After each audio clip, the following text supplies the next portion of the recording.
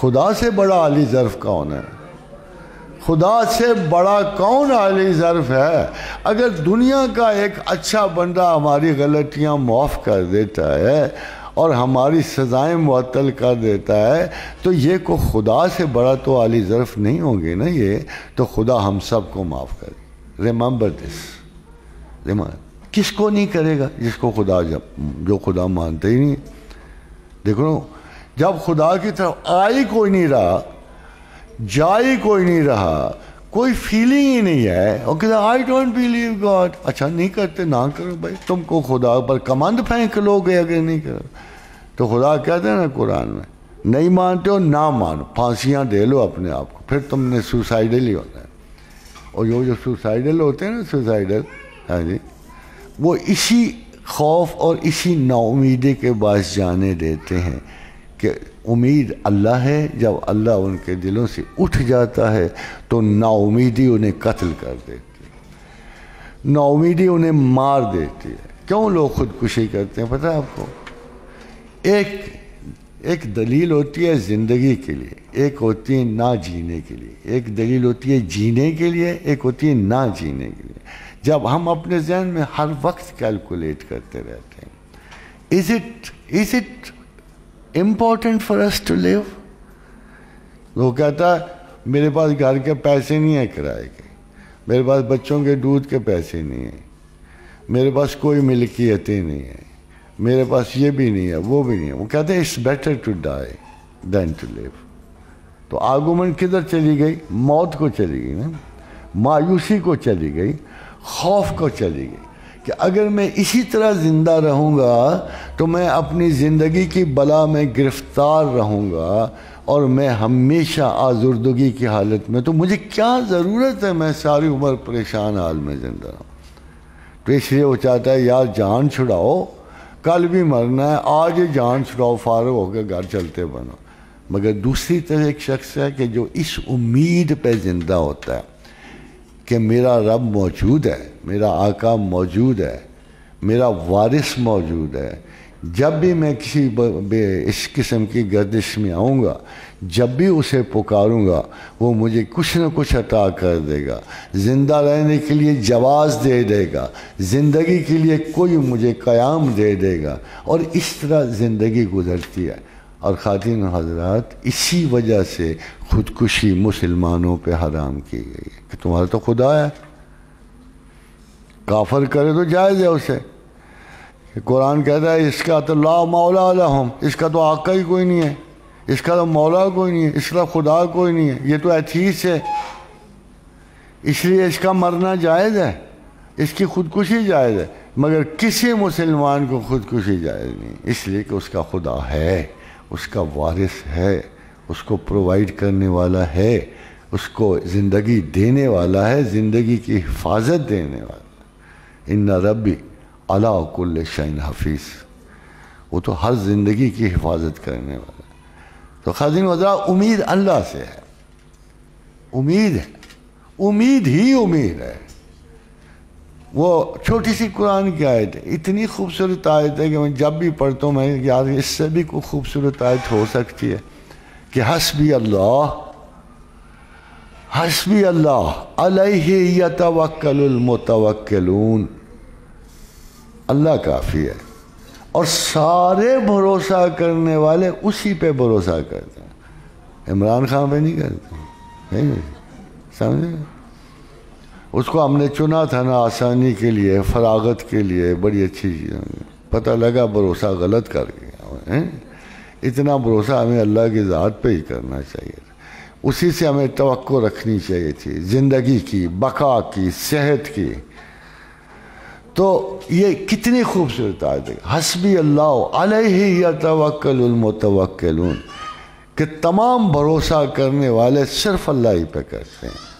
اگر آپ زندگی میں یہ شعار بنا لو تو میں رب کعبہ کی قسم کھا کے کہہ سکتا ہوں کہ زندگی میں تبھی تم اسرت اور غربت نہ دیکھو، آپ کی ضروریات بھی پوری رہیں، اور آپ کے باطن پہ کبھی اتنا دباؤ نہ پڑے جو آپ سہار نہ سکو۔ لا یکلف اللہ نفسا الا وسعہا، ہم لوگوں کی برداشت سے بڑھ کر ان پہ بوجھ نہیں ڈالتے ہیں. یہ ہے خدا کی.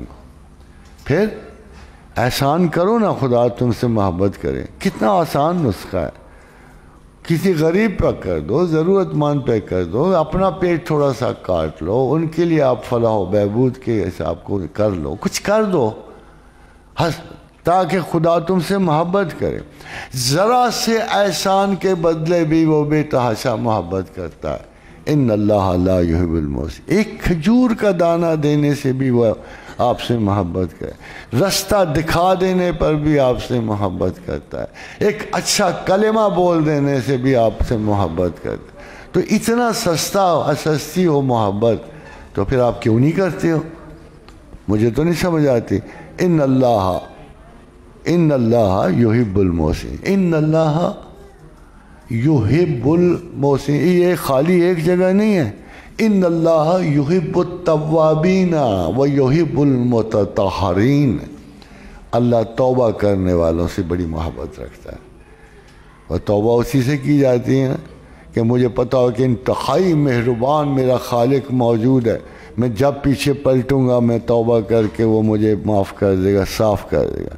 تو اگر آپ کو اس کریم النفس ہستی کا نہیں پتا جو ہر وقت آپ کا گناہ معاف کرنے پہ تلا ہوا ہے، یہ میں خود نہیں کہہ رہا ہوں، وہ کہہ رہا ہے. وہ کہہ رہا ہے کہ ان اللہ یغفر الذنوب جمیعا. وہ کہہ رہا ہے میں تو تمام گناہ معاف کرتا ہوں. یہ کس نے کہا یہ بڑا یہ چھوٹا؟ یہ وہ آیت ہے جس میں کوئی تخصیص نہیں ہے. ان اللہ ادھر سے کہہ رہا ہے ان اللہ یحب التوابین، میں توبہ کرنے والوں سے بڑی محبت رکھتا. ادھر سے کہہ رہا ہے ان اللہ یغفر الذنوب جمیعا، میں تمام گناہ معاف کر رہا ہوں. ادھر تمام گناہوں کی توبہ درج ہے، ادھر تمام گناہوں کی معافی درج ہے. پھر آپ کو کیا فکر ہے جی؟ کون سا غم ہے اللہ کے ساتھ جو آپ کو ڈستا رہتا ہے؟ But we have to pass through many stages. دیکھو اہل یقین پر آزمائشیں آتی ہیں، اور جو یقین نہیں رکھتے ان پہ عذاب آتے ہیں. یہ فرق یاد رکھیں. جو خدا کو مانتے ہیں ان پہ صرف آزمائشیں آتی ہیں، جو خدا کو نہیں مانتے ان پہ عذاب اترتے ہیں. جو یہ جرأت کرتے ہیں، کیونکہ کائنات میری نہیں ہے، آپ کی نہیں ہے، یہ سب تخلیقات اس کی ہیں. وہ پورا تصرف رکھتا ہے. اب آپ دیکھو قرآن حکیم میں ایک بات آئی کہ جب خضر جا رہے تھے نا، ایک لڑکے کو دیکھا بڑا ہینڈسم سا، بال پھیرا، پکڑ کے اس کا گلا گھونٹ دیا، مر گئے. بات تو کسی کو نہیں پتہ لگا ہوگا وہ لڑکا مر گیا. تو انہوں نے اگر میرے اپنے اندازے سے بھی آپ اپنے انداز کہ کتنا بڑا ظلم کیا، اور اتنا بڑا خدا کا بندہ خضر علیہ السلام. موسیٰ بھی ایسے تھے، ساتھ چل رہے تھے. موسیٰ کو ایک دم غصہ آ گیا، اور تو نے کیوں اس شخص کو، اس بچے کو کیوں مار دیا؟ تو کتنا یہ غلط کام کیا تو نے.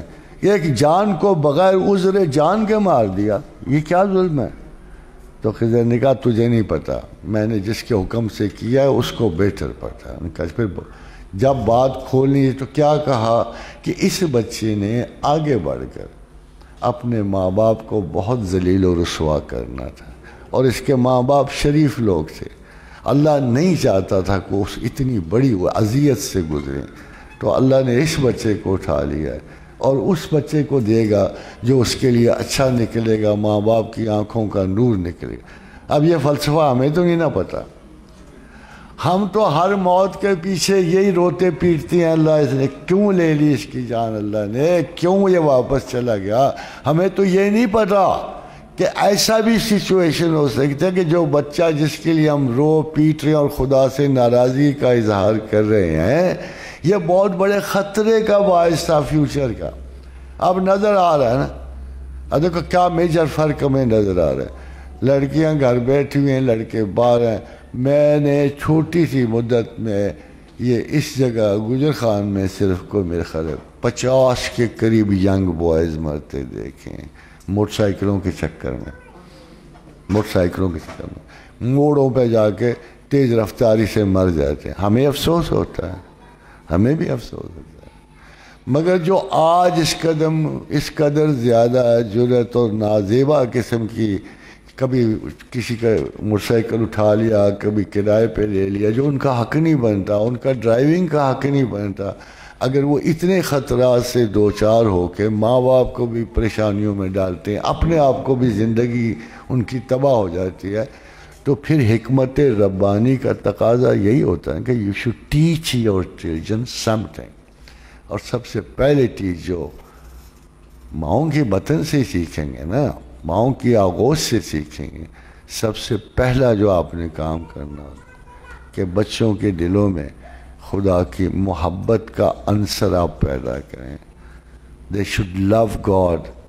ان کے اچنبے نہ دو، ان کو پیسوں کی محبت نہ سکھاؤ، ان کو سٹیٹس نہ سکھاؤ، ان کے سامنے کبھی کمپیئر نہ کرو کہ وہ امیر ہے ہم غریب ہیں. میری زندگی کا خلاصہ آپ کو بتا، we have seen 3 to 4 generations of human beings. سب کے ماں باپ غریب تھے جو میرے علم میں ہے، بڑے غربت میں، مگر وہ متوکل لوگ تھے، انہوں نے اللہ پہ بھروسہ کیا، اچھی امید رکھی. آج وہی لوگ شہر کے مالک ہیں، رئیس ہیں. ایک جنریشن ہی دوسری جنریشن کو، ایک نے درخت لگایا دوسرے نے پھل کھایا. مگر جن لوگوں کے پاس یہ چیز نہیں تھی، انہوں نے نیگیٹو ریئیکشنری اپروچز کے ساتھ ساری زندگی اپنی بھی تباہ کی، ماں باپ کی بھی تباہ کی. یعنی پہلے وہ بیچارے اچھے تھے، جب سے یہ دوڑ لگی ہے نا دوسرے کو دیکھنے کی، یہ جیلسیز شروع ہو گئی ہیں، اس کے پاس یہ ہے میرے پاس یہ نہیں ہے. یہ ساری ہیوز اور ہیو ناٹس کی جنگ ہے. ہیوز اور ہاتھ. جن ملکوں میں انقلاب آیا نا، آپ کو ان کا حال ہی نہیں پتا. اللہ نے ابھی اس حال تک آپ کو نہیں پہنچا. خان صاحب رہے تو پہنچ جائیں گے مگر ابھی نہیں. اب دیکھو کہ رشیا میں انقلاب آیا، لاکھوں نہیں بلکہ کروڑوں لوگ مارے گئے. کیوں مارے گئے؟ آخر کیا انقلاب تھا؟ کس لیے لوگ اٹھے تھے؟ آپ کو پتہ ہے وہاں کا کیا حال تھا؟ ایک پل سے پیدل آدمی کے گزرنے پہ ٹیکس لگا ہوا تھا. ایک پل سے پیدل آدمی کے گزرنے پہ ٹیکس تھا، واپس آنے پہ ٹیکس تھا. ایک تندور میں 10 اگر روٹیاں لگتی ہیں تو ہر روٹی پہ علیحدہ علیحدہ ٹیکس لگا ہوا تھا. یہی ہو رہا ہے نا اب ہمارے ساتھ، یا ہونے والا ہے یا ہو چکا ہے، یہی ہے. تو خداوند کریم نے ہمیں اس چیز سے نوازا ہے کہ ہم غور کریں، ہم اپنی پرائیارٹیز کا تعین کریں ایز اے قوم. ورنہ مسلمان ہونے کا فائدہ نہیں، بہتر چھوڑ جاؤ، زندگی آرام سے گزارو، جب چاہو خودکشی کر لو. یہ تو اللہ میں آئے گا خودکشی بھی نہیں کرنے دیتا. کہتے نہیں میں نے تمہاری زندگی پہ رحم کیا ہے، کرم کیا ہے.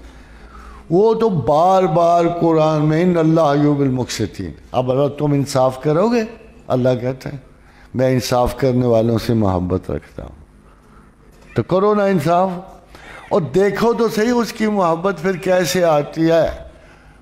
I can bet on this کہ اتنی ساری آیات ہیں قرآن حکیم میں، اتنی ساری آیات ہیں اللہ کی محبت کی. آپ نے کبھی ٹرائی نہیں کیا اسے، کبھی نہیں ٹرائی کیا کہ چل کے دیکھتے ہیں یار یہ اللہ کہتا ہے احسان کرنا اس کی محبت خریدنے کے برابر ہے.